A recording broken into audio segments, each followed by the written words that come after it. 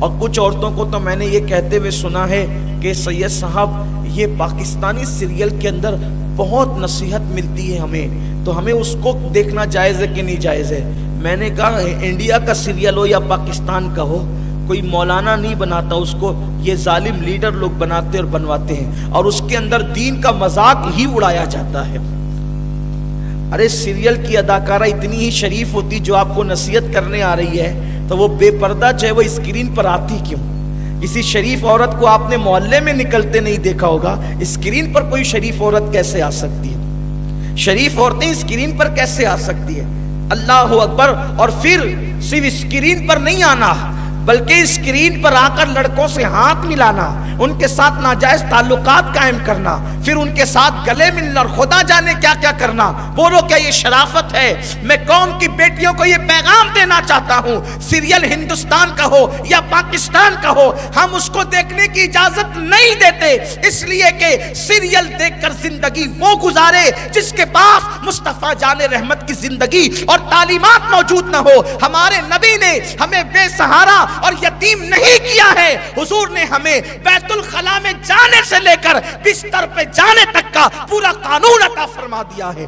کوئی سیریل والا ہمیں کیا سکھا سکتا ہے؟ ہمارے نبی نے ہمیں سب سکھایا۔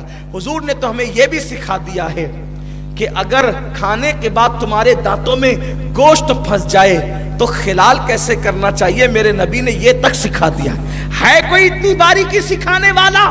حضور فرماتے ہیں لوگ کھلال لے کر کے منہ کھول کر کے ایسی شروع پڑ جاتے ہیں، لیکن اللہ کے حبیب صلی اللہ علیہ وسلم نے یہ سنت بتائی، اگر تمہارے پاس کوئی بیٹھا ہو اور تمہیں خلال کرنے کی حاجت ہو تو تم اپنا ہاتھ اپنے منہ پہ رکھو اور اس کے بعد خلال کرو، تاکہ تمہارے اس عمل سے کسی کو گھن نہ آئے۔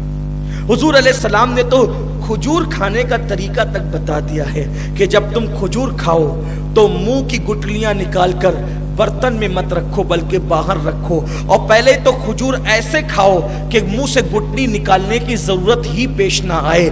جب تم کھجور کھاؤ تو پہلے کھجور کو کھول لو، اس کی گٹلی نکال لو، گٹلی نکال کے باہر کر دو اور پھر کھجور کو منہ میں ڈالو۔ جس نبی نے کھجور کھانے کا طریقہ تک بتا دیا، جس نبی نے خلال کرنے کا طریقہ تک بتا دیا، حد تو یہ ہے بیت الخلاء میں جا کر کے کس طرح بیٹھنا چاہیے، کس پیر پہ زیادہ زور دینا چاہیے، میرے نبی نے یہ تک بتا دیا۔